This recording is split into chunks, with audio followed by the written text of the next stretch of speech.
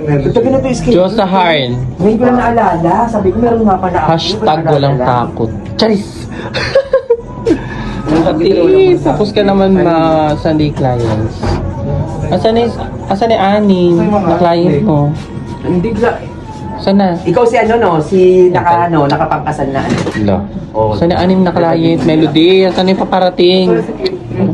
Pero nga pala ito ng Sunday at ito ang hair status ng client na nagpagawa sa aming salon. Medyo may kanipisan yung hair ni client at medyo wavy yung pinaka-regrowth part niya. Dahil na nga rin sa kakapanood ni client ng mga sample creation namin, naisipan niya na ipa-semi-reband plus miracle treatment. At that day, medyo may karamihan din talaga yung client namin at may hinihintay pa kaming paparating. Nakakatuwa lang kasi ibang client namin nagagaling pa talaga sa malalayong lugar. At dito nga ginawa ko sa hair ng client ko is nag-wet application ako ng rebanding cream number 1. Previously rebanded na kasi yung lower part ng hair ni client, medyo dry at may color pa. Kaya naman as a hairdresser ay hindi muna natin kailangan babaran or lagyan niya ng gamot. Bali dito sa pag-a-apply po ng rebanding cream number 1, kailangan half inch away from the scalp at wet application at nag-spray water ako sa anit ni client. At binabad ko nga lang po pala yung regrowth part ni client dyan ng good for 1 hour, then nagre-application ako at ginaba ko yung gamot ng good for 20 minutes lang. Basta tatandaan nyo, pag may kulay yung buhok or dry yung hair ay wag nyong papabayaan matuyutan ng gamot. Dahil pag natuyutan nyo ng gamot, maaari mag-dry or mag-rubberize or mga rag. Kaya naman right after kung mababad yung hair ni client, nag-proceed na din ako sa pagbabanlaw. Right after nun, gumamit na ako ng hair blower or hair dryer para tuyuin ito. Then regarding naman po sa pag-blow dry, wala pong required heat. Mas mainit po, mas mabilis pong matuyo. Dahil usually sa mga hair dryer, may option naman po if cold, warm, or hot. At madalas kong ang option is yung hot kasi mas mabilis pong matuyo yung hair. Ang kailangan nyo lang ay wag nyo pong itatapat sa anit at isi-shake nyo ang hair blower or hair dryer. Sabayan nyo na din ang paghahawi ng kamay or pagmamassage sa hair para mas mabilis matuyo. Right after ko nga siya ma-blow dry ng 100%, kung mapapansin nyo naman, nag-straighten at nag-flatten na kagad yung hair ni client. Kung ikukumpara nyo sa kanina, medyo bulky or wavy yung hair niya pero ngayon straighten or flatten na. Kaya naman nung makita kong ganyan nakaganda yung hair ni client, nag-proceed na ako sa next procedure natin since semi-reband lang ito kaya nag-proceed na ako sa miracle treatment. Kung mag-a-apply nga po pala tayo ng miracle treatment, making sure na mag-spray water muna tayo sa anit ni client bago natin sila isprayan or lagyan ng miracle treatment or any kind of Brazilian treatment. Make sure lang din na nasa open space or open area po kayo pag nag-a-apply po kayo ng gamot. Especially kung miracle treatment ang gagamitin nyo. Bawal na bawal nga po palang gamitin ang miracle treatment sa indoor or sa mga closed door area. Make sure lang din na may nakatapat na electric fan kay client during the process. Layer by layer nga din po pala ang pag-apply nito para sa ganun ay manuot talaga yung gamot sa hair ng mga clients nyo. Nakakatuwa lang dito kay Miracle Treatment kasi napaka-powerful niya talaga mag-repair ng mga dry hair or damaged hair. Especially pag bleach hair or colored hair ng mga nangarag. Yung Miracle Treatment nga din po pala ay after natin babarin ay hindi na din po siya binabanlawan kaya naman nag-proceed na ako sa pag-blow dry at ito na yung naging resulta ng hair ng client namin after ko siya mag-blow dry. Kung mapapansin nyo naman na wala na talaga yung pagka-dry or pagka-damage ng hair niya. Right after no, nag-proceed naman ako sa pagpa-plancha or pag-hair iron. Bali dito nga pala, gumamit ako ng MAC hair iron at gumamit ako ng 420 degree Fahrenheit. Regarding naman po sa tamang paggamit ng heat temperature, nakadepende po ito sa hair strand ng mga client nyo. Pag nakikita nyo kumikintab yung hair ng mga client nyo habang pinaplansya nyo po sila, ibig sabihin nasa right heat temperature po kayo. At pag nakikita nyo naman natutusta na dry yung hair ng client nyo habang pinaplansya nyo po sila, ibig sabihin overheat temperature po ang gamit nyo at kailangan nyo pong babaan. By the way, any brand po ng hair iron ay pwede nyo naman pong gamitin sa pagre-rimban basta umiinit at nakaka-strip. Pero ako, kung tatanungin nyo ako kung ano magandang brand, loyal talaga ako sa MAC hair iron. Any brand, recommended ko talaga siya as a hairdresser. At na matapos ko nga plansyahin yung hair ni client, ito na din po kagad yung naging resulta ng kanyang hair. At kung mapapansin nyo naman, plakadong-plakado talaga yung naging resulta. Naging soft, shiny, silky, bouncy, and straight. At again, ito po yung pinanggalingan ng hair status ni client namin bago siya magpagawa sa amin. At ito naman po kagad yung naging resulta ng kanyang hair right after namin siyang gawin. At kung mapapansin nyo naman, plakadong-plakado talaga yung naging resulta. Even na semi-reband process lang yung ginawa natin sa kanya. Kaya naman po sa lahat ng interesado na magpagawa sa amin mismong salon, pwede po kayo mag-chat or mag-PM sa amin mismong page, Clinic Happy Salon and Spa Maribeles Bataan. Saan nyo po makikita yung prices po ng services po namin at the same time yung exact location po namin. And regarding naman po sa lahat na nagtatanong about sa mga products na ginagamit namin sa hair ng mga client namin, ay maaari nyo po siya ma-avail through TikTok and Shopee. Kung mapanood nyo man po ito sa aking TikTok account, ilalagay ko na lang po yung link ng product product sa Yellow Basket. At kung mapanood nyo man po ito sa aking personal account or sa aming mismong page, ilalagay ko na lang po yung link ng product sa comment section or caption. Make sure lang din po na manood kayo ng mga sample tutorial video kung paano po siya gamitin. Or pwede nyo nga rin po pala ako i-PM para ma-add ko po kayo sa ating official GC. Nag-handle nga din po pala ako ng mga hairdresser or future hairdresser all over the Philippines. Even international country po ay meron na din po tayong members. Kaya naman kung may natutunan ka or na-inspired ka sa sample hair creation or hair transformation namin, wag mo naman ako kalimutan na i-follow at syempre share mo na din yung video to. Thank you so much for watching.